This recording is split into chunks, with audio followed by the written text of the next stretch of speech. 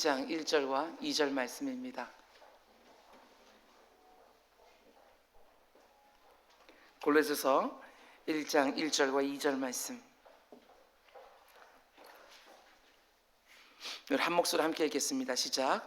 하나님의 뜻으로 말미암아 그리스도 예수의 사도된 바울과 형제 디모데는 골로새에 있는 성도들 곧 그리스도 안에서 신실한 형제들에게 편지하노니 우리 아버지 하나님으로부터 은혜와 평강이 너에게 있을지어다. 아멘. 아멘.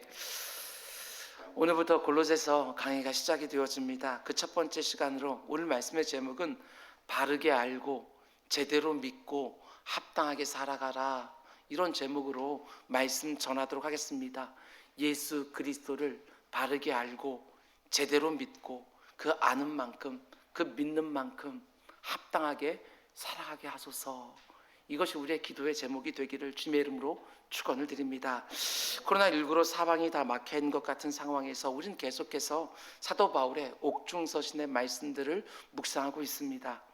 감옥에 갇혀서 쓴 편지임에도 불구하고 그 안에 이 세상이 줄 수 없는, 이 세상이 알 수도 없는 신비한 기쁨과 평안과 소망이 넘쳐납니다. 감옥 안에서 썼다고는 믿어지지 않을 만큼 그 안에 기쁨이 가득하고 평안이 가득하고 소망이 가득합니다. 그렇다면 우리 역시도 2020년 이 봄을 지나가는 이 상황 속에서도 얼마든지 기쁨과 평안과 소망을 말할 수 있지 않을까, 이런 사모함을 가지고 바울의 옥중서신 말씀을 계속해서 묵상하고 있습니다. 지난 시간으로 4개월 동안 이어진 빌립보서 말씀을 마치고 오늘부터는 또 다른 옥중서신인 골로새서 말씀을 함께 묵상하려고 합니다. 시간마다 성령 하나님이 설교자인 저와 그리고 현장에서 그리고 온라인으로 말씀을 듣는 한 분 한 분에게 우리가 사모하고 기대했던 것보다 훨씬 더 풍성한 은혜가 주어지기를 주님의 이름으로 축원을 드립니다. 먼저 골로새서의 주제부터 말씀드리려고 합니다. 사도 바울이 골로새서를 통해서 무엇을 말하려고 하느냐, 제 나름대로 이렇게 정리해 보았습니다. 예수 그리스도를 바르게 알고 제대로 믿고 그 믿음에 합당하게 살아가는 것, 그걸 말하려고 하는 것이지요. 오늘 설교 제목은 우리가 천국에 들어가는 그 순간까지 내 신앙생활의 지표로 삼아도 될 만한 제목이라고 생각을 했습니다. 바르게 알고 제대로 믿고 합당하게 살아가라. 사도 바울이 골로새 교회 성도들에게 이 편지를 쓰는 목적은 다른 것이 아닙니다. 그들이 예수를 바르게 알고 제대로 믿기를 원하는 마음에서, 그리고 그 믿음이라는 것이 단지 머릿속에만 있는 것이 아니라 입술의 고백에만 머무는 것이 아니라 그들이 살아가는 골로새라고 하는 현장에서, 그 환경에서 실제로 살아가기를 간절히 바라는 마음으로 지금 이 편지를 쓰고 있는 것이지요. 오늘부터 골로새서 강해를 시작하는 설교자인 저의 마음도 결코 다르진 않습니다. 저와 여러분 모두가 예수를 좀 더 바르게 알기를 원하고 좀 더 제대로 믿기를 원하고 그 믿음이 오늘을 살아가는 우리의 구체적인 일상 속에서 실제로 드러나기를 원하는 간절한 마음으로 골로새서라는 말씀의 긴 여정을 시작하는 것입니다. 예, 정말 그렇게 되기를 원합니다. 예수를 알되 바르게 알고 예수를 믿되 제대로 믿고 그렇게 알게 된 만큼, 그렇게 믿게 된 만큼 실제로 살아내는 것, 바로 그 일을 위해서 저 같은 설교자도 있는 것이고, 그렇게 되는 것보다 우리 성도들에게 더 중요한 게 또 어디에 있겠습니까? 어때요? 지금 내 삶은 그렇게 보이십니까? 예수님을 바르게 알고 있고 제대로 믿고 있고 또 합당하게 살고 있는지 스스로를 순간순간 점검해 보라는 것입니다. 문제는 내 생각과 하나님의 생각이 얼마든지 다를 수 있다는 것입니다. 내가 생각하는 신앙생활과 하나님이 바라보시는 신앙생활이 결코 같지 않을 수 있다는 것이지요. 여러분, 그리스도인이라고 불리는 사람들은 한마디로 예수를 믿는 사람들 아닙니까? 그런데 내가 생각하는 믿음과 하나님이 우리에게 요구하시는 믿음이 차이가 있을 수 있다는 것입니다. 나는 하나님을 바르게 알고 제대로 믿는다고 생각하고 신앙생활을 하고 있지만 하나님 보시기에는 하나님이 원하시고 기뻐하시는 믿음과 차이가 있을 수 있다는 것이지요. 한마디로 내가 생각하는 믿음이라는 것과 하나님을 바르게 알고 제대로 믿는 믿음이 얼마든지 다를 수 있다는 것입니다. 예를 들어서 사사시대를 살아갔던 이스라엘 백성들이 그 대표적인 사례입니다. 애굽에서 종살이하던 이스라엘 백성들이 하나님의 구원을 받아서 약속의 땅에 들어왔습니다. 그런데 구원받아 들어온 그 약속의 땅에서 그들은 망하기 시작합니다. 우리도 역시 사도 바울의 서신서를 보게 되었으면 우리가 구원받은 것을 영적인 출애굽이라고 설명을 합니다. 그리고 우리는 이미 천국을 산다고 또한 말하는 것이지요. 그럼에도 불구하고 우리들이 살아가는 삶 속에서 가나안 백성들과 전혀 다른 것이 없이 살아갈 수 있다는 것이지요. 내 소견에 옳은 대로 살아가고 있음에도 불구하고 내가 마치 하나님의 뜻대로 잘 살고 있는 것처럼, 지금처럼 계속 살아도 문제가 하나도 없는 것처럼 그렇게 생각할 때가 많다는 것입니다. 그런데 왜 사사시대 이스라엘 백성들이 스스로는 하나님을 잘 믿는다고 생각을 했느냐? 다른 이유가 있는 게 아닙니다. 그들은 실제적으로 하나님을 완전히 버린 적은 없기 때문입니다. 그들은 성경에 말하고 있는 것처럼 하나님과 가나안 땅에 있는 그 우상들을 겸하여 섬긴 것이죠. 하나님은 그것을 바라보면서 아예 우상 숭배를 했다고 그들을 책망하고 징계하신 것을 보게 되어집니다. 하나님에다가 이스라엘 백성들이 뭔가를 더한 것입니다. 덧붙인 거예요. 광야에 있을 때 그들이 만난 하나님에다가 가나안 땅에 들어와서 자기네들이 새롭게 본 것을 하나님에다가 덧붙인 거예요. 이런 현상들이 오늘날 교회에서도 동일하게 드러나고 있습니다. 우리는 하나님을 신실하게 섬기고 있다고 생각하지만 하나님이 보실 때는 우리가 하나님 한 분을 섬기는 것이 아니라 무언 것을 더하여서 섬길 때가 얼마나 많은지 모른다는 것입니다. 복음에 말하는 그 가치에다가 뭔가를 더해서 그것을 붙들고 살아갈 때가 너무나 많은 것이지요. 마치 예수님과 복음으로는 충당하지 않는 것처럼, 그 가운데 무엇인가 더하지 않으면 너무나도 불안한 것처럼 우리가 이 땅을 살아갈 때가 너무나 많이 있다는 것입니다. 예수님 필요하지요. 복음도 필요합니다. 우리의 삶이 그러나 더 안정되어지고 더 온전해지기 위해서는 예수님과 복음만으로는 부족하고, 이 세상이 좋다고 귀하다고 말하는 것들, 그런 것들도 내 삶에다가 더해야 내 삶이 비로소 참된 행복을 말할 수 있는 것처럼 생각할 때가 얼마나 많은지 모른다는 것입니다. 이런 생각 가운데 속에서 예수와 다른 신을 겸하고 복음과 다른 가치를 겸하고 하나님 나라의 가치와 이 세상 나라의 가치를 겸하여 섬기려고 할 때가 너무나도 많다는 것입니다. 하나님을 바르게 알지를 못하는 것입니다. 제대로 믿지를 못하는 거예요. 그분이 어떤 분이신지를 모르는 거예요. 하나님께서 우리들에게 십계명을 줄 때 맨 처음 그 서원에서 말하지 않습니까? 나는 질투하는 하나님이라 분명히 말해주고, 이 땅 가운데 상천하지에 하나님밖에 없다고, 너희들이 섬기려는 오직 하나님밖에 없다고 말하는데, 우리는 이 땅을 살아가면서 하나님으로만은 안 되고 뭔가를 더해야 되는 것처럼, 우리 입으로는 오직 예수라고 말을 하지만 우리의 일상에서 마치 그것만으로는 부족한 것처럼 생각할 때가 얼마나 많은지, 나 무엇과도 주님을 바꾸지 않으리 라고 노래는 부르지만 이 세상을 살아가면서 내가 필요하다고 생각하는 것을 예수와 맞바꾸려고 할 때가 얼마나 많이 있는지 모른다는 사실입니다. 우리가 앞으로 하나하나 보겠지만 골로새 교회 성도들의 상황이 바로 이와 같았습니다. 에바브라라는 사람을 통해서 골로새 사람들이 복음을 받아들이고 교회를 이루었습니다. 그런데 그 가운데 이단들이 은밀하게 들어온 거예요. 그 가운데 속에 복음으로 온전히 구원받은 그 성도들이 그 이단들이 말하는 거짓된 사상에 흔들리기 시작을 하는 거예요. 그 거짓된 이단들은 이런 식으로 말합니다. 너희들이 믿는 예수님 참 훌륭한 분이시지. 너희들이 가지고 있는 복음 그래 좋아. 그러나 너희들의 신앙이 완성되기 위해서는 거기에다 더해야 될 것이 있다. 우리가 가르치는 교훈도 더해야 돼. 우리가 경험한 것도 너희가 경험해야 돼. 우리가 누리고 있는 것도 너희들도 누려야 돼. 너희들이 가지고 있는 예수 그리스도의 복음도 너무너무 중요하지만 거기에다가 우리가 너희들에게 전하는 것도 더해야 온전해지는 거야. 이게 바로 골로새 교회 안에 들어온 이단들의 가르침이었다는 것입니다. 예수와 복음 외에 다른 것들을 더해야 된다고, 겸해서 믿어야 된다고 미혹했던 것이지요. 사도 바울이 감옥 안에서 이 얘기를 들은 거예요. 무슨 소리냐? 너무너무 답답한 마음에 이 선지서를 써서 그들에게 도전하는 거예요. 과연 그럴까? 예수만으로는 부족한 것일까? 복음이 말하는 가치대로 살면 우리가 인생을 망하는 것일까? 사도 바울은 그게 아니라고.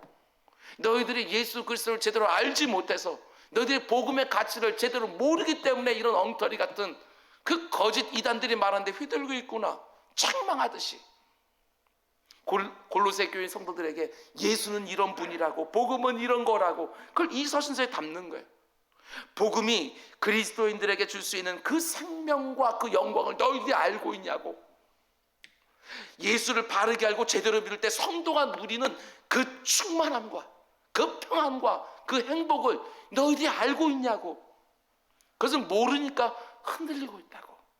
사도 바울은 그 안타까운 마음을 담아서 지금 이 편지를 써서 그들에게 보내는 것이지요. 여러분, 언제까지 이 강해가 진행될지 모르지만 고린도 말씀을 함께 묵상하면서 저와 여러분들이 주님을 더 바르게 알고 더 제대로 믿고 더 합당하게 살아가는 모습이 우리 삶 가운데 드러나게 되기를 주님의 이름으로 축원을 드립니다.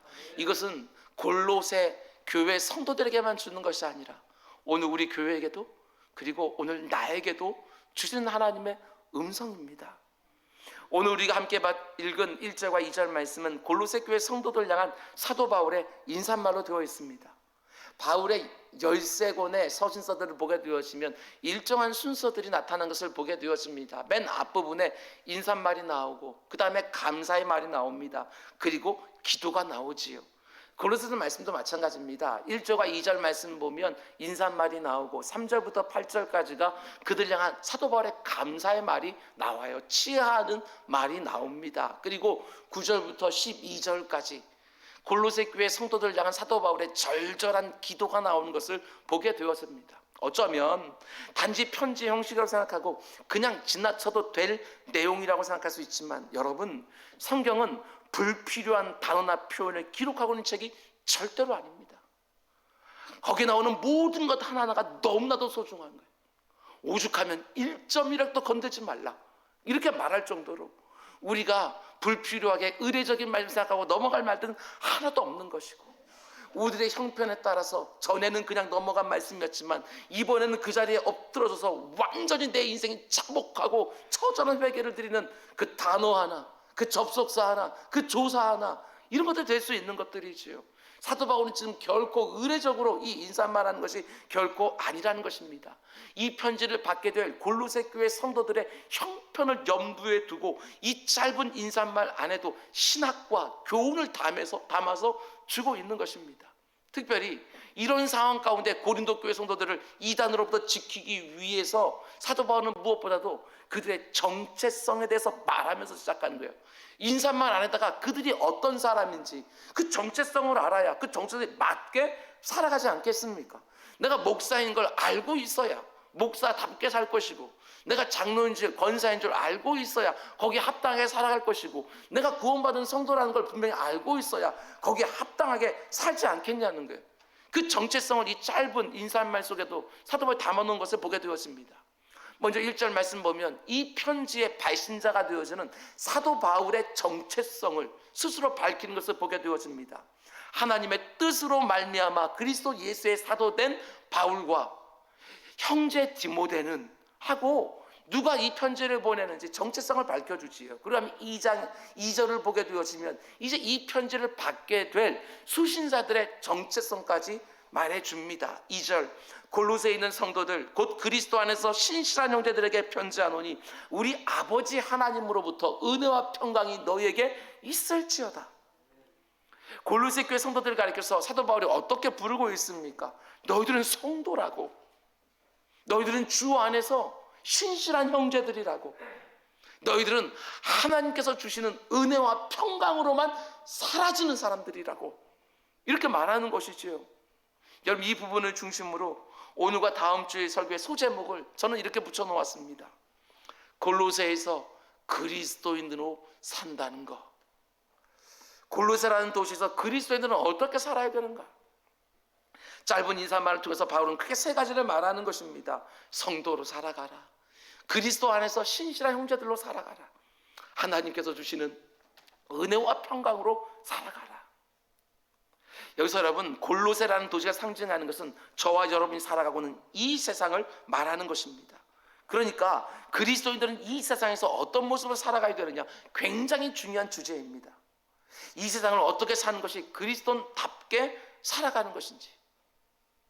여러분, 먼저 성경이 말하고 있는 세상이라는 것이 뭘 의미하는지 개념 정리부터 할 필요가 있습니다. 세상 안에서 우리가 살아가야 되는데 그 세상이 성경이 말하고 있는, 어떻게 말하고 있는지 그 개념부터 정리해야지요. 우리가 너무나 잘 아는 구절인 요한복음 3장 16절 말씀 보게 되어지면 예수님이 이 세상에 대하여 이렇게 말씀하는 것을 보게 되어집니다. 하나님이 세상을 이처럼 사랑하사 독생자를 주셨으니. 이 세상이 어떤 세상입니까? 하나님이 너무너무 사랑해서 자신의 하나밖에 없는 독자까지 내어줄 세상이라는 거예요. 그런데 요한복음을 썼던 요한 사도가 또 쓴 요한 1서 2장 15절 16절 말씀 보게 되면 정반대로 말하는 것처럼 보여집니다. 이렇게 말하지요. 이 세상이나 세상에 있는 것들을 사랑하지 말라. 누구든지 세상을 사랑하면 아버지의 사랑이 그 안에 있지 아니하니 이는 세상에 있는 모든 것이 육신의 정욕과 안목의 정욕과 이생의 자랑이니 다 아버지께로부터 온 것이 아니요 세상으로부터 온 것이라. 이 세상이나 이 세상에 있는 것들을 절대로 사랑하면 안 된다고, 사랑하지 말라고 엄히 권면하고 있는 거예요. 한쪽에서는 하나님이 이 세상을 사랑해서 자기 아들의 생명까지 내어줬다고 말하고 있고, 또 한쪽에서는 이 세상을 절대로 사랑하지 말라고 말하고 있는 것이지요. 그러면 우리가 이 세상을 어떻게 살아야 되는가? 여러분, 세상을 어떻게 개념을 정리하냐에 따라서 우리가 살아가는 모습도 다르거든요. 세상을 어떻게 정리하냐에 따라서 우리가 이 세상을 사랑하며 살 것인지, 아니면 이 세상을 멀리하고 피하고 버려야 될 것인지, 이게 결정이 되는 거 아니겠습니까? 지난 시간에도 말씀을 드렸습니다. 성경을 읽다가 서로 충돌하는 것처럼 보이는 구절들이 있으면 문맥을 살피라 했습니다. 한 구절 한 구절만 떼어서 여기 봐라, 이단들처럼 이거 충돌하지 않느냐라고 하면서 우리 미혹하는 것이 아니라 우리는 문맥을 봐요. 어떠한 상황 가운데서 지금 이 말을 하고 있는지 그걸 살펴보게 되어지면 이해가 되어지는 거예요. 요한복음 3장 16절이나 요한일서 2장 15절, 14절 15절에서 말하고 있는 세상이라는 그 헬라어 단어는 똑같은 단어예요. 그럼에도 불구하고 그 문맥과 상황에 따라서 그 의미하는 바가 완전히 다르다는 거예요. 성경을 보면 세상이라는 단어는 세 가지 의미로 사용하는 것을 보게 되었습니다. 오늘 특별히 청년들이 오늘 말씀들을 잘 들었으면 좋겠습니다. 세상에 쏙 들어가서 아직까지 때묻고 물들지 않기 전에라도 잘 먼저 들으셨으면 좋겠습니다. 먼저 첫 번째로 성경에 말하는 세상은요, 창조된 세상입니다. 하나님이 창조하신 세상, 하나님이 말씀으로 세상을 창조하셨노라 할 때 바로 그 세상을 말하는 것이지요. 그 세상은 하나님이 창조하신 피조세계 전체, 코스모스, 우주를 말하는 거예요. 하나님이 세상을 창조하신 후에 토부, 너무너무 아름답다, 정말 아름답다 말씀하신 그 세상이에요. 우리가 그 세상 안에서 살아갈 때는 우리가 어떻게 해야 되는 것이 맞습니까? 우리는 신실한 청지기로 살아가야죠. 하나님 보기 좋다고 아름답다고 하신 그 세상 속에 우리가 살아가고 있으니 그 세상을 우리는 잘 다스려야 되는 거예요. 잘 개발해야죠. 잘 보존해야죠. 잘 가꾸며 살아야 되는 거예요. 그게 우리의 사명이에요. 청지기의 사명. 근데 우리가 참 잘 못합니다. 그래서 이렇게 병들게 만들어 놓은 거예요. 엉뚱한 것들이 막 생길 정도로. 두 번째 의미의 세상은 좀 전에 우리가 본 요한일서 2장 15절 16절 말씀처럼 세상을 사랑하지 말라고 할 때 그 세상을 말하는 거예요. 하나님이 정말 아름답다고 말씀하신 이 세상입니다. 그런데 죄가 들어왔어요. 악한 사단 마귀가 신령들을 움직이기 시작을 했어요. 그 가운데 속에 하나님을 정면으로 반역하는 세상을 말하는 거예요. 그 세상은 사랑하지 마라. 하나님의 뜻과 정면으로 충돌하는 부패적 성향을 가진 이 세상의 가치와 질서와 힘, 그런 것들을 따라가지 말라고 말하는 것이지요. 그러면 이렇게 부패하고 타락한 세상에 대해서는 우리가 어떤 태도를 보여야 되지요? 이건 대적해야지요. 절대로 따라가면 안 되는 거예요. 사랑하면 안 되는 거예요. 피해야 되는 거예요. 마지막 세 번째 의미에서 세상은 요한복음 3장 16절에서 말하는 것처럼 하나님이 사랑해서 자기 독자까지 내어준 세상을 말하는 것입니다. 이 세상은 뭘 말하는 것이지요? 하나님이 아름답다고 창조하신 세상이에요. 그런데 죄가 들어와서 하나님과 반대되는 부패한 성향을 가진 이 세상의 가치와 질서와 힘 아래서 신음하고 있는 세상, 고통받고 있는 인생들, 그것들을 가리켜 성경은 또 세상이라고 말하고 있어요. 그럼 이 세상에 대해서는 우리가 어떻게 되느냐? 당연하지요. 하나님이 하신 그대로 예수 그리스도의 십자가 복음을 전해야 되는 사명이 저와 여러분에게 있는 거예요. 죄로 인해 타락해서 엉망이 되어버렸고 하나님의 통치가 임하는 이 세상이 이제 악한 사단마가 공중거저 잡고 자기들 멋대로 만들어가고 있는 이 세상을 다시 그분의 나라로 회복시켜야 될 사명이 저와 여러분에게 있는 거예요. 그게 바로 복음 증거 아니겠습니까? 여러분, 복음 증거에서 한 사람이 구원받게 되었으면 그게 뭐라고 그랬지요? 하나님 나라가 확장되어지는 것이라고. 왜? 그 심령이 하나님의 통치를 받으니까. 그 심령에 하나님 나라가 이루어지는 것이잖아요. 우리가 이 사명이 있는 거예요. 근데 우리를 보게 되었으면 세계로 구분되어지는 그 세상 가운데서 하나도 제대로 그 사명을 제대로 감당하지 못하고 있는 그런 안타까운 모습이 우리들에게 있지 않습니까? 이 세상을 잘 보존하지도 못하고, 아니 이 세상을 막 따라가고, 아니 이 세상 가운데 복음도 제대로 전하지 못하고, 어느 가라는 사명을 제대로 감당하지 못하는 우리들을 말하는 것이지요. 여러분, 골로새서에서 말하는 이 세상은 다른 것이 아닙니다. 세 번째 의미의 세상을 말하는 거예요.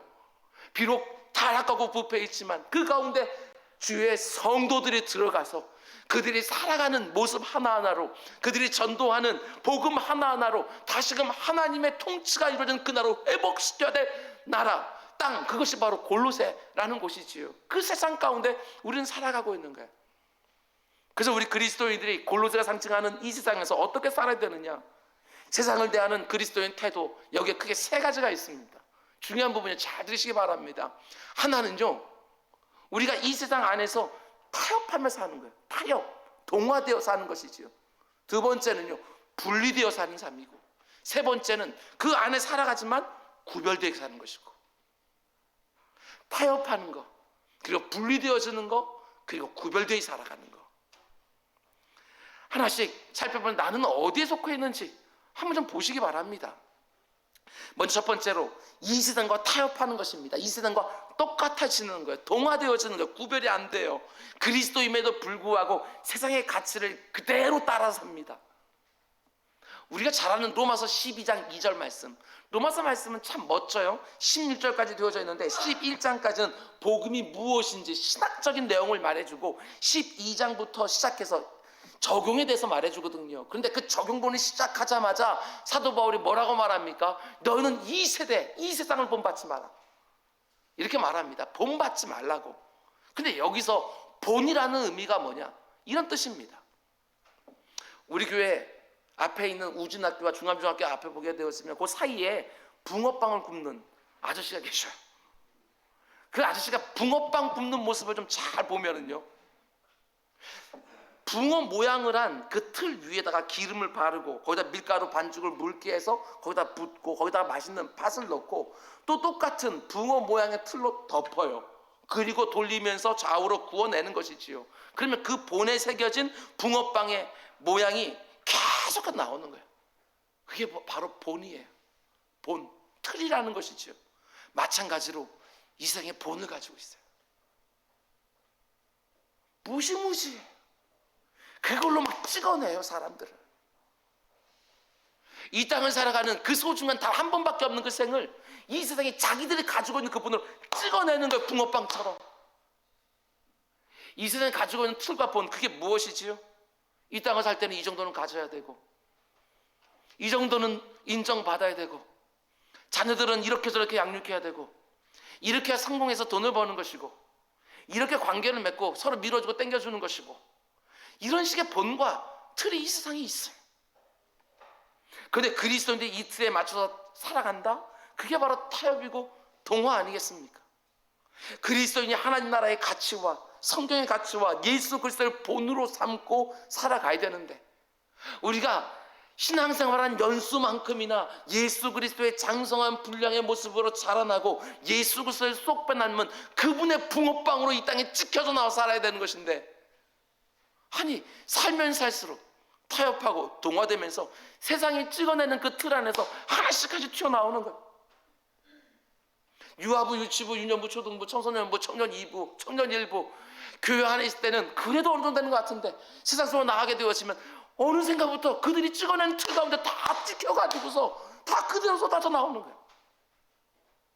이게 얼마나 안타까운지 모르겠어. 두 번째 유형의 그리스도인들은 이 세상과 분리되는 사람들이지요. 이 세상이 악하니까 세상 밖으로 뛰쳐나가려고 합니다. 세상을 등지고 사는 거예요. 믿지 않는 사람들과 웬만하면 교류도 하지 않으려고 합니다. 자신의 신앙을 지킨다는 이유로 이 세상으로부터 도피하는 경우들이 또 얼마나 많은지 몰라요. 여러분도 성경자가 아닙니다. 세 번째 유형의 그리스도인들은 이 세상과 구별되는 사람들이에요. 구별되는 사람들. 이 세상 속에서 살아가고 있지만 확연하게 구별되어 살아가는 것이지요. 요한복음에서 예수님이 그 마지막 만찬을 마치고 자기 제자들에게 말씀하신 내용이 바로 이 내용 아니겠습니까? In the world, 이 세상 가운데 살아가지만 not of the world, 이 세상에 속한 것은 아닌데 너희들 잊지 마라. 이 세상에 살아가고 있지만 너는 구별되는 사람들이야. 구별되어 살아가는 사람이라고 말하는 것이지요. 내일 군대 가는 형제, 제가 오늘 꼭 와서 이곳에서 예배드리라고 불렀는데 마찬가지예요. 다 똑같은 유니폼 군복을 다 입고 있다 할지라도, 겉으로 보게 되면 다 똑같이 보인다 할지라도 그 가운데 속에 구별됨이 있는 거예요. 하나님은 그걸 원하는 거예요. 이 땅을 살아가면서 다 직장생활하고 사업하고 자기도 자식들 키우고 다 이렇게 살아갔지만 그 가운데 구별되게 살아가는 뭔가가 드러나는 사람들, 그들이 바로 그리스도인이라는 거예요. 골로새 안에서 성도로 살아가고 그리스도 안에서 신실한 형제들로 살아가고 하나님의 은혜와 평강이 없이는 단 하루도 못 살 것처럼 하나님 앞에 나아가서 은혜를 구하고 평강을 구하는 사람들, 그들이 바로 성도라고 이렇게 말해주는 것이지요. 우리가 이 세상 안에 살면서 어떻게 구별되게 살 수 있느냐, 1절과 2절을 통해 사도 바울은 이렇게 말합니다. 첫 번째로 이 세상과 구별된 성도로 살아야 되는 것이고, 두 번째로 신실한 형제들로 신앙 공동체를 이루며 사는 것이고, 마지막 세 번째로 오직 하나님의 은혜에 의지하여 평강 중에 사는 것이고. 오늘 이 시간에 다 묶어서 보면 좋겠지만 시간이 한정되어 있기 때문에 첫 번째 구별됨만 오늘 이 시간에 좀 말씀을 드리려고 합니다. 여러분, 우리는 성도라는 정체성을 가지고 있어요. 사도 바울이 말하는 것처럼 성도, 골로새 안에 있는 성도, 이렇게 말하거든요. 성도라는 그 정체성의 뜻이 무엇입니까? 거룩할 성자에다가 무리 도자 써서 성도라는 정체성 안에 거룩함의 속성이 이미 들어가 있는 거예요.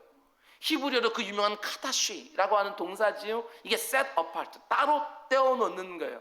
세상 속에 살아가고 있지만 하나님이 구별해 놓으시는 거예요. 하나님께서 세상 가운데 불러내시는 거예요. 그리고 다시 그 가운데 속에 우리가 말씀을 주시고 성령을 주셔서 다시 세상으로 보내시는 것이지요. 부르셔서 보내시고 부르셔서 보내시는 거예요. 근데 이 거룩한 개념을 앞에서 말씀드린 것처럼 세상 밖으로 뛰쳐나가는 개념, 분리라는 개념을 보면 안 된다는 것입니다. 거룩하다는 것을 세상과 분리되어진 것을 생각하면 안 되는 거예요. 예를 들면 단지 외모도 늘 단정하게 하고 성령책을 늘 가방 속에다 끼워놓고 다니고 말도 천천히 하고 저음을 사용하고 세상 사람들이 모이는 곳은 웬만하면 안 가고 그들이 하는 것 절대로 같이 안 하고 이렇게만 생각을 해요. 그러나 거룩함의 의미는 그런 분리의 개념이 절대로 아니라는 것입니다. 이 세상 안에서 똑같이 어울려 살아가지만 그 안에서 구별됨이 있어요. 골로새 안에서 그리스도인으로 사는 것이 골로새 밖으로 뛰쳐나와서 자기들만의 공동체 만들어 살라는 얘기가 절대로 아니라는 거예요. 그것은 분리지 구별이 아니에요. 그러면 구별된 삶은 구체적으로 어떤 것이냐? 우리가 항상 듣지 않습니까? 구별된 삶을 살아야지 이렇게 말하지만 여러분, 그 구별됨의 의미가 도대체 무엇인지 우리가 너무나도 오해하고 있을 때가 많이 있어요. 잘 보셔요. 이렇게 정리하면 쉽습니다. 구별됨의 차이를 알기 위해서는 바리새인들과 예수님의 차이를 비교해 보면 돼요. 그럼 뭐가 성경이 말하는 진짜 구별됨이냐 알 수 있어요. 굉장히 중요한 부분입니다. 잘 보세요. 예수님 당시의 바리새인들은 어떤 측면에서 보면 어마어마하게 구별된 삶을 살았어요. 그렇지 않습니까? 한눈에 봐도 구별되어 있어요. 그들은요, 소득의 10분의 1만 드리지 않았어요. 10분의 2, 10분의 3까지도 하던 사람들이 바리새인들이에요. 길거리에서 나팔을 크게 불면서 몰려오는 가난한 사람들에게 자기의 쌀들을 양식을 나눠주는 사람들, 한눈에 봐도 구별이 되어져요. 여러분, 시간을 구별해 놓고 그 시간에 정확하게 맞춰서 기도합니다. 부득이한 일로 밖에 나갈 일이 있으면 그 시간이 딱 되어지면 그곳이 어디든지 두 팔을 높이 들고, 아무리 사람이 많아도 시장 어귀에서 두 팔을 높이 들고 기도해요. 얼마나 눈에 띄었겠어요. 여러분, 겉으로만 보면 분명히 구별된 사람이 맞아요. 그렇죠? 그런데 성경은 그들을 가리켜서 구별되었다고 얘기하지 않아요. 굉장히 중요한 거예요. 묵상거리가 있어요. 반면에 예수님의 모습은 어떻지요? 잘 보셔요. 겉으로만 보면 예수님의 삶은 구별돼 보이지 않아요. 어마어마한 내용이에요. 겉으로 보면 그 당시 살던 사람이랑 예수님이 사는 삶이랑 구별돼 보이지 않아요. 그 당시에 대표적인 죄인인 세리들과 창기들과 함께 교제하고 함께 먹고, 때로는 율법을 어기는 것처럼 보여요. 제자들이 안식일 날 겨우 이사가다 비벼서 먹는데 책망도 안 해요. 뿐만 아니라 안식일 날 병도 고쳐주면 안 된다고 율법이 되어 있는데 우리 주님 안식일 날, 아니 구덩이 양 빠졌는데 그거 안 건져주냐 하면서 병든 자들 다 고쳐줬어요. 그래서 많은 종교지도자들이 볼 때 예수님 정말 많이 비난받으셨어요. 근데 성경은 이런 예수님의 모습을 구별되었다고 얘기해요. 그러면 바리새인들과 예수님의 삶은 궁극적으로 어디서부터 차이가 있는 것인가? 잘 들으시기 바랍니다. 그 차이는 어디로부터의 구별됨인가? 여기 있어요. 어디로부터의 구별됨인가? 본질에서의 구별됨인가? 아니면 형식에서의 구별됨인가? 이해가 되지 않습니까? 근본적인 것에서부터 구별되어지는가? 아니면 외부적이고 피상적인 것에서 구별되어지는가? 그 내면이 구별되어져 있는가? 아니면 그가 행하는 행동 하나에서 뭔가를 하고 뭔가를 안 하고 그저 겉으로 드러나는 것만 구별되어 있는가? 성경은 그것에서 구별됨이라고 말하지 않아요. 내면의 진실된 변화, 그 근본적인 본질에서의 변화, 그걸 말하는 거예요. 성경을 보세요. 어디 우리가 받은 이 놀라운 구원을 가리켜서 겉으로 뭔가를 하고 안 하고 고작 그 정도로 말하고 있어요. 우리는 다 그걸로 봐요. 저 사람이 얼마나 경건한 사람인가, 이것을 겉으로 보여주는, 뭔가를 하고 뭔가를 안 하고 이걸로 다 판단을 하지만 성경은 그렇게 말하지 않아요. 구원은 그 내면, 그 속 사람이 중심이라고. 그 내면의 진실한 변화가 그 겉으로 하나씩 툭툭 튀어나오는 거예요. 그것이 바로 성도의 구별됨이라고 말하는 것이지, 형식적으로 뭔가를 하고 안 하고 뭔가를 더하고 이걸 말하는 게 아니에요. 여러분, 예수님은 형식이 아니라 본질에서 구별되셨어요. 그래서 예수님을 처음 보게 되어지면 너무나 자유롭지요. 형식에서 구별되어 있으니까 너무나 자유로운 거예요. 사람들이 보면 자기들 너무 비슷해 보여요. 이해가 되시지요? 그래서 예수님 곁에는 누구나 다 갈 수 있어요. 세리들도 창기들도 가, 어린애도 막 가. 세상에서 아무리 하루층했다 할지라도 누구라도 다 가. 가서 옷자락도 잡고 가서 막 교제도 하고 그러면서 막 깨지고 막 변화되어지고. 그런데 누구나 다 예수님께 가까이 가. 아무도 다른 것이 없어 보니까, 자기들과 비슷해 보이니까. 근데 가까이 가서 조금만 더 주님과 교제하고 주님의 말씀을 듣고 주님을 옆에서 느끼다 보면 그제서야 깨달아요. 이분은 결코 우리와 같은 분이 아니시구나. 거기서 깨달아요. 그는 실로 하나님의 아들이셨노라. 처음에는 그저 사형당하는 죄수인 줄 알았는데 그분 곁에서 머무니까 그는 실로 하나님의 아들이셨구나. 이게 나오는 거예요. 자신들과 다른 영성, 자신들과 다른 인격, 자신들과 전혀 다른 가르침, 자신들은 흉내도 낼 수 없는 능력, 예수님이 나타나는 거예요. 그러니까 본질에서 구별되어진다는 것은요, 겉으로 볼 때는 차이가 안 나는지 모르겠지만 그 본질이 드러나거든요. 어떻게든지 함께하면 함께할수록 그 가운데 속에 예수 그리스도의 그 특별한 구별됨을 느끼게 되어지는 거예요. 근데 바리새인들은 어떻지요? 처음 딱 볼 때는 엄접하지 못하겠어요. 자기들하고 너무나 다른 사람들이니까. 자기들은 소득의 10의 1 드리는 것도 너무너무 부담스러운데 저들은 막 10분의 2도 드리고 3도 드리고, 자기들은 일 하나 기도도 제대로 못하는데 저도 보니까 매일같이 경건하게 기도 생활하고 시간 나면 말씀 보고 있고, 보면은 하고 하지 말라는 거 아주 엄격하게 지키고 있고, 누가 봐도 의인이에요. 그런데 그 의인들이 어떻게 하죠? 다른 사람들 보면 정죄해요. 왜 이렇게 못 사냐고 정죄한다고요. 늘 다른 사람 가르치려고 해요. 그런데 조금만 그 바리새인들하고 가까이서 생활해 보면 어떻지요? 나나 너나 다른 게 없어요.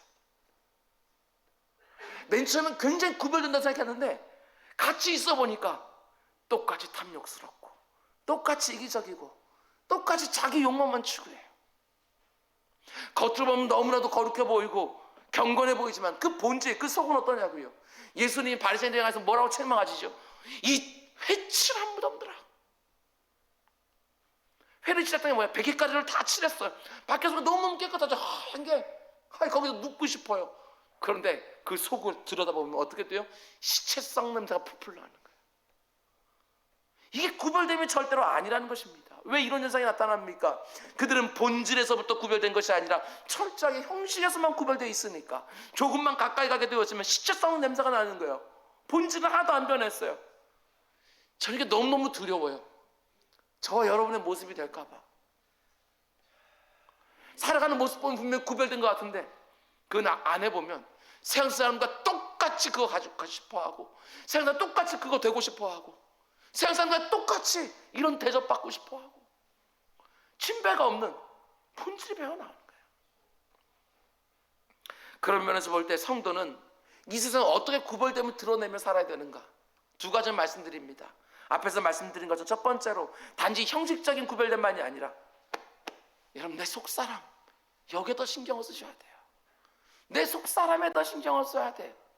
겉으로 이거 했다고 하고 저거 안 했다고 해서 자랑스러워하고 다른 사람들 정죄하면서 나는 이렇게 사는데 너는 왜 이렇게 살지 못해? 이게 아니고 이 안에서 날마다 벌어지는 그 영적 싸움들을 놓고 정말 떨리는 손으로 십자가를 날마다 붙들며 나아가는 이런 모습들이 있어야지. 우리 주님 말씀하신 것처럼 이게 바로 가난한 마음이거든. 이게 바로 가난한 마음이에요. 여러분 바리새인들처럼 겉으로 볼 때만 구별되어지는 성도들도 부지기수로 많습니다. 주일날 직장에서 출근하라고 하면 절대로 안 나갑니다. 회식 자리, 술 마시는 자리 절대로 안 갑니다. 예수를 믿는 그리스도인이라는 사실을 분명히 밝히죠. 물론 그리스도인들이 내는 이런 결단들은 너무나도 귀한 것이고 칭찬받아 마땅해요. 예수 믿는 표시를 분명하게 다른 사람들에 보여주면서 하는 거 이거 너무너무 때때로는 필요한 거예요. 근데 문제는 뭐지요? 본질에서부터의 구별됨이 없기 때문에 시간이 가면 갈수록 들통이 나죠. 들통이 나는 거예요. 이 세상 사람들과 별반 다르지 않는 모습이 드러나는 것이지요. 직장에서 일은 대충 하기를 원하면서도 급여는 많이 받고 싶어하고 휴가를 정할 때 가장 좋은 시간에 자기가 가기를 원하고 징검다리 휴일이라도 한 번 있으면 다른 사람들의 양보를 어떻게든 끄집어내서라도 나는 연휴 즐기고 싶어하고 이런 얘기 심심치 않게 듣습니다. 자신의 직장 상사가 대형교회 장로님이고 안수집사인데 다른 직원들에게 함부로 말하고 부당한 지시하고 그러면서도 아침에 출근하자마자 기도하고 큐티하고 어떻게 보이겠어요 이게? 여기에 속한 사람들은 처음에는 분명히 자기들과는 다른 것 같은데 시간이 지나면 지날수록 너나 나나 당신이나 잘하시오 이런 얘기들이 그냥 나오는 거예요. 우리가 수십 년 동안 이 세상 가운데 속에서 정말 선한 영향을 미치지 못했던 이유가 바로 이런 모습 때문이 아니었을까? 본질의 변화에 치중하지 못하고 외면의 형식적인 변화에만 치중하다 보니까 힘이 없는 거예요. 능력이 없는 것이죠. 여러분 그런데 본질로부터 구별된 성도들이 있습니다. 겉으로만 보면 저 사람이 그리스도인이라는 거 별로 티도 안 나요. 회식 자리도 다 따라다녀요. 근데 잘 보면 술은 안 마시고 안주만 열심히 먹어요. 회식이 끝나면 거기에 있는 동료들 다 챙겨요. 다. 징검다리 휴일이 딱 꼈는데 딱 보니까 저 친구 결혼한 지 얼마 안 되고 애기 낳은 지 얼마 안 되고 그렇게 되어지면 나 이번에 아무 일 없으니까 당신 쉬라고. 그래서 자기가 그 일을 하고 다른 직원들에게 언제나 친절하고 잘 보면 잘 참아내고 견뎌주고 부당한 지시는 그러나 단호하게 거절하고 단지 겉모습이 아니라 내면이 다르죠. 인격이 달라요. 인격이. 그러니까 당연히 시간이 지나면 지날수록 그 곁에 있는 사람들이 알지 않겠습니까? 아, 저 사람은 우리하고는 다르구나. 말로 하진 않았는데 알아요. 곁에 있는 사람들이 우리하고는 다르구나. 그러다 어느 순간 알게 되지 않겠어요? 아, 저 사람 교회 다니구나. 저 사람 예수 믿는 사람이구나. 그래서 그랬구나. 여러분, 골로새에서 성도로 산다는 것은 여러분 본질에서 구별되셔야 돼요. 속사람의 여러분들 관심을 가지고 이 가운데 영적 싸움을 벌이면서 하나씩 하나씩 이 내면의 승리를 거둘 때에 우리 외면에서는 잘 배어 나오게 되어 있어요. 얼굴 표정 하나로 나오게 되어져 있는 거 아니겠어요? 저와 여러분이 본질에서부터 시작하여 외면까지 하나하나 바뀌는 은혜가 있기를 주님의 축원드립니다. 그럼 또 한 가지, 골로새에서 성도로 산다는 것은 본질에서의 구별됨도 너무너무 중요하지만 우리가 너무너무 안 되는 게 있어요. 그게 뭐냐? 일상에서의 구별됨이에요. 근데 참 안 됩니다. 교회 안에서 구별되면 정말 잘하는데 골로새 안에서 그 구별되면 너무너무 잘 못하는 거예요. 제가 늘 말씀드리는 것처럼 주일날만 예배하면 되는 것이 아니라 월요일부터 토요일까지도 하나님을 예배하면서 하는 거예요. 주일날 하루만 내 삶을 구별하는 것들이 아니라 일상 전부를 구별하면서 하는 것이지요. 우리가 믿는 하나님은 주일날만 하나님이십니까? 아니면 영원 전부터 영원까지 하나님이십니까? 하나님은 모든 날에 하나님이셔요. 우리가 믿은 예수 그리스도는 예배당 안에서만 나의 주가 되시고 나의 주인 되십니까? 아니면 내가 살아가는 모든 자리, 모든 결정과 모든 선택의 자리에서 나의 주가 되시고 나의 주인 되십니까? 여러분, 주일날만이 아니라 평일을 살아가는 우리들의 일상도 하나님의 영역이지요. 주일날에 교회 오는 거, 9시가 됐든 11시가 됐든 승일집 끼고서 이렇게 오는 거, 사람들이 보면 저 사람 교회 가는구나 알 수 있을 것 같아요. 단지 그것만이 아니고 그 성경책을 들고 다시 돌아가는 내 삶터와 일터에서 어떻게 살고 있는지 거기서도 구별이 되어야 되는 거 아니겠어요? 일상의 삶 속에서 내가 발길이 닿는 모든 것들, 내가 만나는 모든 사람들이 교인들만이 아니라 이 세상에 그 누구를 할지라도 그 가운데 정결하고 거룩하고 겸손하게 살아가는 것이지요. 이곳에서 살 때는 정말 구별되는 모습으로 그리스도인에게 사는데 군대 갔더니 아니면 시집 갔더니 아니면 어디 저기 해외 유학 갔더니 전혀 다른 모습을 살아요. 그렇다고 한다면 하나님을 지역신으로 알고 있는 것이죠. 이곳에서만 하나님, 거기서는 하나님이 아닌 것처럼 이렇게 살아가는 것이죠. 아니라는 거예요. 여러분, 하나님이 우리를 세상의 빛, 세상의 소금으로 부르셨다는 걸 잊지 마셔요. 교회 안의 빛, 교회 안의 소금으로 부른 것처럼 교회 생활을 하다 보니까 서로 정죄하게 바쁘잖아요. 교회 안에서 빛 노릇하고 교회 안에서 소금 노릇하려고 하니까 아니 저는 너무 부족합니다 하면서 그 가운데서 어떻게든지 그냥 섬기려고 하지를 않아요. 교회 안에서 빛 역할을 하려고 하고 다 나를 따라오라고, 소금이니까 내가 하면서 너희 다 썩었다고 이런 식으로 말하니까 교회가 이리 깨지고 저리 깨지는 것이지. 누가 교회 안에서 빛이 되고 소금 되라고 했어요? 우리 마태복음 5장에서 분명히 말합니다. 너희는 세상의 소금이니 너희는 세상의 빛이니, 이렇게 말하고 있는 것이거든요. 목회를 하면서 이런 생각을 할 때가 참 많이 있습니다. 오늘날 이 땅의 교회들과 성도들이 뭔가 성경이 말하고 있는 이거 뭔가는 알겠는데 내 삶에 실제적으로 어떻게 적용이 될지 그걸 잘 모르는 거예요. 강대상에서 여러분의 모든 형편에 맞게 이럴 땐 이렇게 하고 저럴 땐 저렇게 하고 이렇게 말할 수도 없어요. 어느 누구도 그렇게 말할 수는 없어요. 그런데 강대상 안에 위에서 제가 그래도 자신 있게 말할 수 있는 건 하나님의 뜻은 이런 겁니다, 이런 거라고 말씀을 드리면 그때 성령 하나님이 역사하시면 그런데 쑥쑥 빼다가 아 지금 이렇게 하라는 거구나 하고 하나님 문서 듣고 개인적으로 적용하는 거 아니겠어요? 뭔가 큰 그림들이 던져지는 거거든요. 그렇게 되어지면 성도들은 회중들 가운데 치열하게 그것을 분별하면서 내 삶 가운데 어떻게 적용해야 될지 그걸 말씀과 기도로 붙잡고 실험하는 거예요. 그러면서 우리는 뭘 만들어가야 되느냐? 잘 들으십시오. 일상의 신학을 만들어가야 돼요. 일상생활의 신학이 우리에게 너무너무 필요한 거예요. 성경 따르고 내 일상이 따로가 아니라 성경이 말하는 큰 그림을 가지고 이 가운데 속에 내 일상의 신학을 만들어가는 것이 너무너무 필요하고, 그것은 각각 그렇게만 하는 것들이 아니라 공동체가 무엇인데요? 그 가운데 신앙의 유대 관계에 있는 그 옆에 있는 같이 하나님 붙여진 동료자들과 함께 아니면 교제권에서 함께 같이 그 신학을 만들어가는 거예요. 일상의 신학이요. 예를 들면 세상 사람들이 결혼하고 그리스도인들도 결혼하지 않습니까? 그런데 그리스도인들에게는 결혼에 있어도 일상의 신학이 필요한 거예요. 많은 사람들이 결혼할 때 가장 우선순위를 삼는 것이 집을 장만하고 그 안에 살림을 채워놓고 결혼 예식은 어떤 방식으로 하게 되어지고 그 다음에 신혼여행은 어디로 어떻게 가고 보통 이런 것들이 초점이 맞춰져 있어요. 물론 이런 것들이 너무너무 중요한 것은 분명하지만 결혼이 이벤트입니까? 아니요, 그렇지 않아요. 두 사람을 한 몸으로 만드시는 하나님의 놀라운 역사예요. 내 인생 가운데서 하나님이 이루시는 역사 가운데 어쩌면 가장 큰 역사, 그게 바로 결혼 아니겠어요? 그 결혼을 두고 성경이 가정의 부부에 대해서 뭐라고 말하고 있는지, 가정에 대해서 뭐라고 말하고 있는지 이게 준비가 되어야 되잖아요. 신학이 준비돼야 되는 거예요. 남편이 될 준비, 아내가 될 준비, 가정은 무엇인지, 부모님과는 어떤 관계를 맺어야 되는지, 어디까지 부모님의 의견을 들을 것이고 어디까지는 우리가 결정해도 되고 재정은 어떻게 사용해야 되고, 여기서는 별로 고민을 안 하는 거예요. 그러고 나서 결혼이라는 생활을 쑥 들어가게 되어지면 이 세상이 찍어내는 틀로 맞춰서 붕어빵처럼 또 막 쏟아지기 시작하는 거예요. 세상의 부부와 똑같은 진비 없는 붕어빵들로 또 막 만들어지는 거 아니라는 거예요.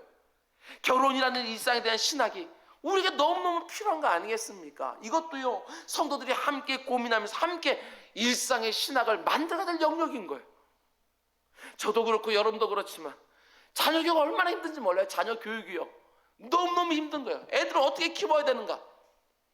공부 하나 시키는 것만 하더라도 공교육을 시킬 것인가, 아니면 홈스쿨링을 할 것인가, 아니면 대안학교를 보낼 것인가, 아니면 특성화 학교를 보낼 것인가. 여러분, 그런데 그런 형태가 중요한 게 아니라 적어도 그 결정에 이 자녀는 하나님의 자녀라고, 내 뜻대로 키우는 게 아니라 하나님 뜻대로 키운 거라고 하는 이런 고민들이 있어야 돼요.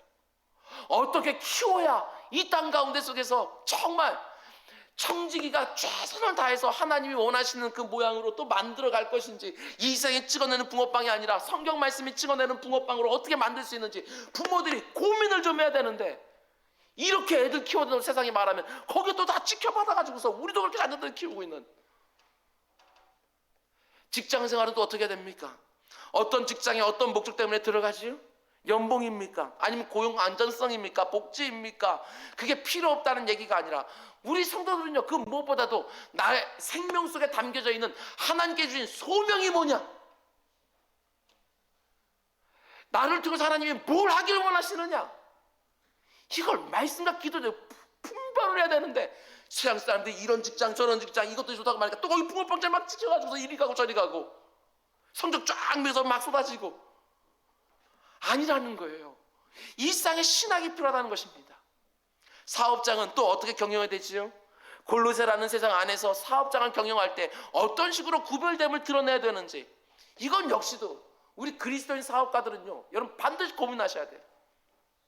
어떤 중견 회사의 그리스도인 CEO가 이런 글을 썼습니다. 좀 소개해드리겠습니다.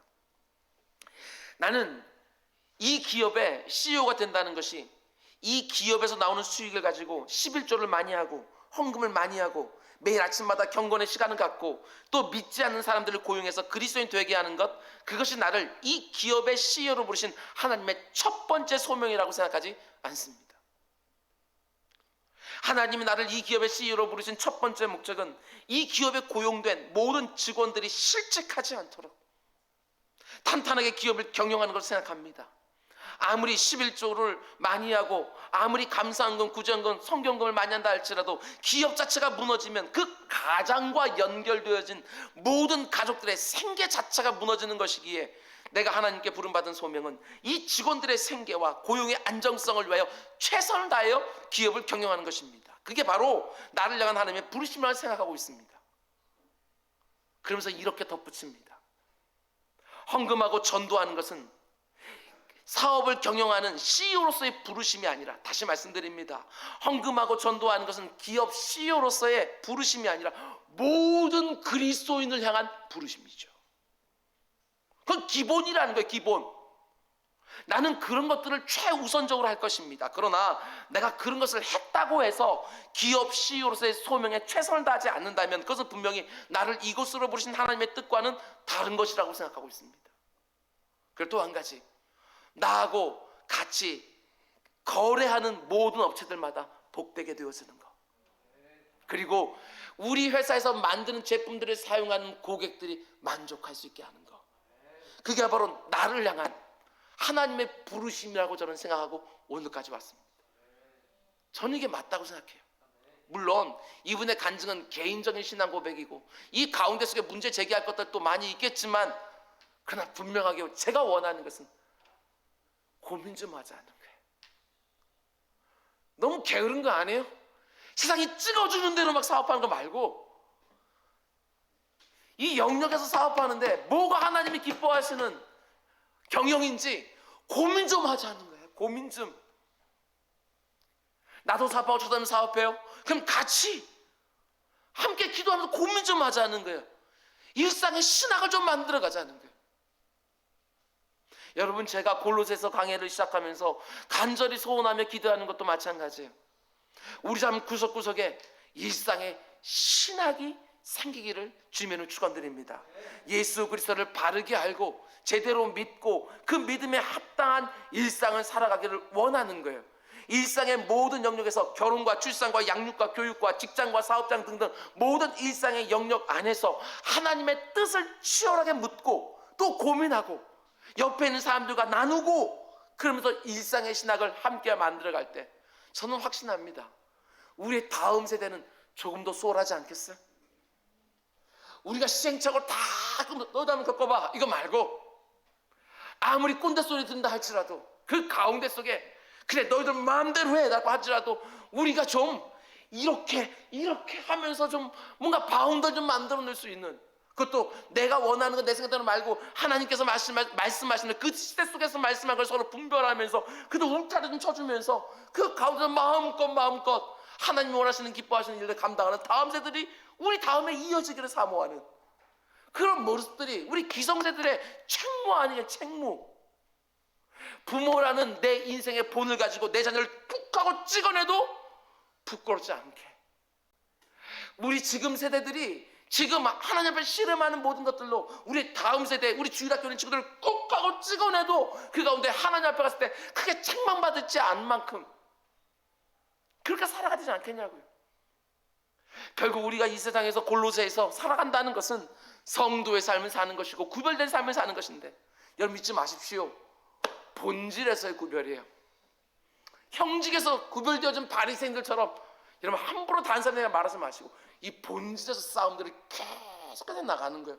그리고 그것이 배어 나오는 것이죠. 누구라도 내게 다 다가오지만 그 가운데 속에 뭔가 다름을 보는 우리 주님 모습처럼 일상의 삶 속에서도 하나님의 뜻을 이루며 살아가는 그 구별된 삶을 살아갈 수 있도록 여러분 지금보다 더 치열하게 삽시다. 더 치열하게 고민합시다.